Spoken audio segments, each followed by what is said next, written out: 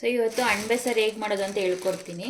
ಬನ್ನಿ ನೋಡೋಣ ಹೇಗೆ ಮಾಡೋದು ಅಂತ ಅಂದ್ಬಿಟ್ಟು. ಇದು ಒಂದು ನಾಟಿ ಅಣಬೆ, ಹೊಲದಲ್ಲಿ ಬೆಳೆದಿರುತ್ತಲ್ಲ ಅದು. ಸೊ ಅಂಗಡಿ ಅಣಬೆ ಎಲ್ಲ ಇದು ಮಶ್ರೂಮು. ಸೊ ಫಸ್ಟ್ ಇದನ್ನು ಕ್ಲೀನ್ ಮಾಡ್ಕೋಬೇಕಾಗುತ್ತೆ. ಹುಳ ಎಲ್ಲ ಇರುತ್ತೆ ಒಂದೊಂದರಲ್ಲಿ, ಕೆಟ್ಟೋಗಿರೋ ಅಣಬೆಲಿ. ಸೊ ಅದನ್ನೆಲ್ಲ ನೀಟಾಗಿ ಕ್ಲೀನ್ ಮಾಡ್ಕೊಳ್ಬೇಕು ನಾವು. ಅದನ್ನೆಲ್ಲ ಕ್ಲೀನ್ ಮಾಡ್ಕೊಳ್ಳೋದು ಹೇಗೆ ಅಂತ ತೋರಿಸ್ಕೊಡ್ತೀನಿ ನೋಡಿ.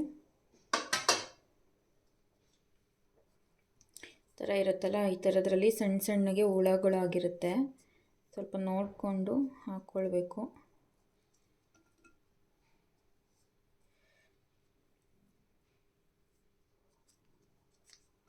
ಚೆನ್ನಾಗಿರುತ್ತೆ ಇದು, ಸಾಂಬಾರು ಏನಾದರೂ ಮಾಡಿದರೆ ಟೇಸ್ಟ್ ಚೆನ್ನಾಗಿರುತ್ತೆ.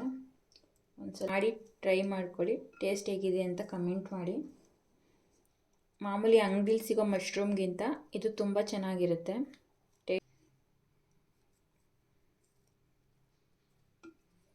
ಸೊ ಈ ರೀತಿ ಕ್ಲೀನ್ ಮಾಡ್ಕೋಬೇಕು. ಈ ಥರ ಉದ್ದುದ್ದ ಇರುತ್ತೆ, ಅದೆಲ್ಲ ಬಂದು ಮೇಲ್ಗಡೆ ಇರೋದು. ಸೊ ಈ ಥರ ಉದ್ದುದ್ದ ಇರುತ್ತೆ, ಇದೆಲ್ಲ ಅಳ್ಕೊಂಡಿರುತ್ತೆ ನೋಡಿ ಈ ಥರ. ಇದು ಮಗ್ಗು ಅಣಬೆ, ಇದು ಬಂದು ಫುಲ್ ಅಳ್ಕೊಂಡಿರುತ್ತಲ್ಲ ಆ ಥರ ಅಣಬೆ. ಎರಡು ತೋರಿಸ್ತಾ ಇದ್ದೀನಿ ನೋಡಿ, ಈ ಥರ ಇರುತ್ತೆ. ಕಾಣಿಸ್ತಾ ಇದೆಯಾ?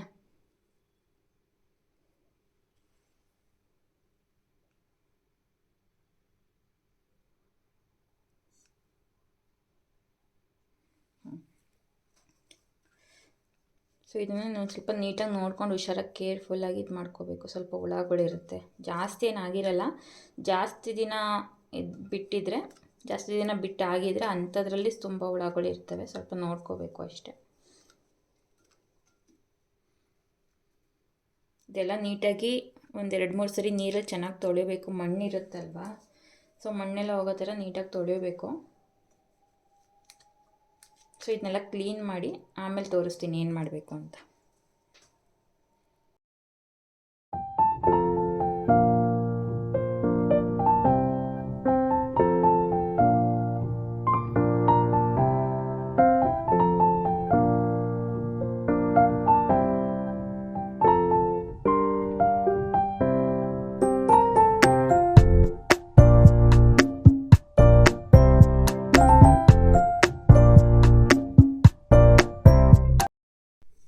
ಸೊ ನೋಡಿ ಕ್ಲೀನ್ ಮಾಡಿ, ಇದೆಲ್ಲ ಮೇಲ್ಗಡೆ ಏನು ಇರೋದು ತೆಗಿಯೋಂಗಿಲ್ಲ, ಹಾಗೆ ಮಾಮೂಲಿ ವಾಶ್ ಮಾಡಿದ್ರೆ ಸಾಕಾಗುತ್ತೆ. ಸೊ ನೋಡಿ ಇಷ್ಟೆಲ್ಲ ಕ್ಲೀನ್ ಮಾಡಿದ್ದೀನಿ, ಇಷ್ಟಾಗಿದೆ. ಕೆಟ್ಟೋಗಿರೋದು ಅಂತಂದರೆ ನೋಡಿ ಇಲ್ಲಿದೆಯಲ್ಲ ಬೇರೊಳಗೆ ಈ ಥರ ಆಗಿರುತ್ತೆ. ಕಾಣಿಸ್ತಾ ಇದೆಯಾ ನಿಮಗೆ? ಸೊ ಈ ಥರ ಆಗಿರುತ್ತೆ. ಒಂದು ಸ್ವಲ್ಪ ನೋಡಿಕೊಂಡು ಅದನ್ನು ಕ್ಲೀನ್ ಮಾಡ್ಕೊಳ್ಬೇಕು. ಸೊ ಒಂದು 3 to 4 ಟೈಮ್ಸ್ ನೀಟಾಗಿ ಅದರಲ್ಲಿರೋ ಮಣ್ಣು, ಈ ಥರ ಎಲ್ಲ ಮಣ್ಣೆಲ್ಲ ಇರುತ್ತಲ್ಲ, ಇದನ್ನೆಲ್ಲ ನೀಟಾಗಿ ತೊಳೆದು ಕ್ಲೀನಾಗಿ ವಾಶ್ ಮಾಡ್ಕೊಳ್ಬೇಕು. ಸೊ ಬನ್ನಿ ವಾಶ್ ಮಾಡ್ಕೊಳ್ಳೋಣ ಫಸ್ಟು.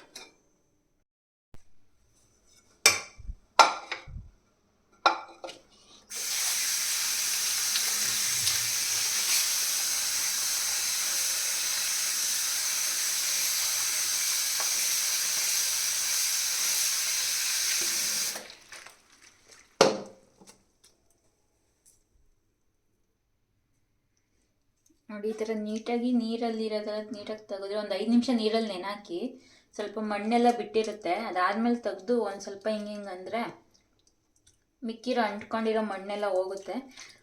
ನೀಟಾಗಿ ತೊಳಿಬೇಕು ಮಾತ್ರ, ಇಲ್ಲ ಅಂತಂದರೆ ತಿನ್ನಬೇಕಾದ್ರೆ ಮಣ್ಣು ಹಂಗೆ ಸಿಗುತ್ತೆ, ಮಾಡಿದರೂ ಚೆನ್ನಾಗಿರಲ್ಲ.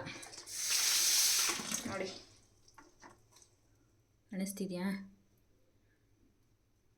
ಹಿಂಗಂದರೆ ಹೋಗ್ಬಿಡುತ್ತೆ. ಜಾಸ್ತಿ ಅಂಟಿರಲ್ಲ, ಎಲ್ಲೋ ಕೆಲವೊಂದ್ರಲ್ಲಿ ಅಂಟಿರುತ್ತೆ ಈ ಥರ. ನೀಟಾಗಿ ತೊಳಿಬೇಕು.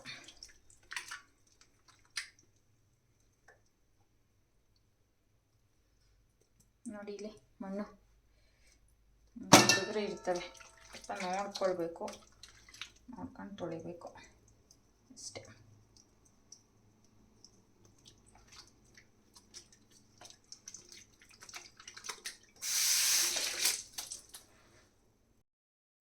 ಸೊ ಇವಾಗ ತೊಳೆದಿದ್ದೀನಿ ನೋಡಿ ಎಷ್ಟು ಚೆನ್ನಾಗಿ ಕ್ಲೀನ್ ಆಗಿದೆ ಅಂತ. ಸೊ ಇದನ್ನು ಮಸಾಲೆ ರುಬ್ಕೊಳ್ಳೋವರೆಗೂ ಹಿಂಗೆ ನೀರಲ್ಲಿ ನೆನೆ ಹಾಕಬೇಕು, ಅದಾದಮೇಲೆ ಹಾಕೋಣ. ಸೊ ಅಲ್ಲಿವರೆಗೂ ಇದು ನೆನ್ಕೊಳ್ಳಿ. ನಾವು ಇವಾಗ ಮಸಾಲೆ ಹೇಗೆ ಪ್ರಿಪೇರ್ ಮಾಡೋದು ಅಂತ ಹೇಳ್ಕೊಡ್ತೀನಿ ಇದಕ್ಕೆ. ಸೊ ಇವಾಗ ಮಸಾಲೆ ಹೇಗೆ ಮಾಡ್ಕೊಳ್ಳೋದು ಅಂತ ಹೇಳ್ಕೊಡ್ತೀನಿ. ಒಂದು ಬಾಣಲಿ ತಗೊಂಡು ಸ್ವಲ್ಪ ಎಣ್ಣೆ ಹಾಕ್ಕೊಳ್ಳಿ.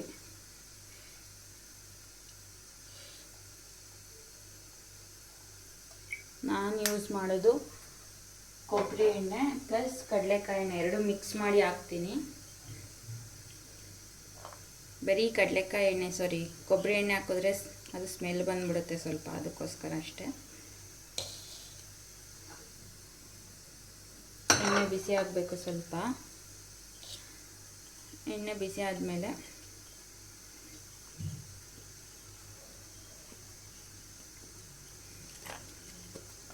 ಒಂದು ಮೀಡಿಯಮ್ ಸೈಜ್ ಈರುಳ್ಳಿನ ಉದ್ದುದಕ್ಕೆ ಮಾಡಿದ್ದೀನಿ, ಅದನ್ನು ಹಾಕ್ತಾಯಿದ್ದೀನಿ. ಸ್ವಲ್ಪ ಬೆಳ್ಳುಳ್ಳಿ, ಸ್ವಲ್ಪ ಶುಂಠಿ,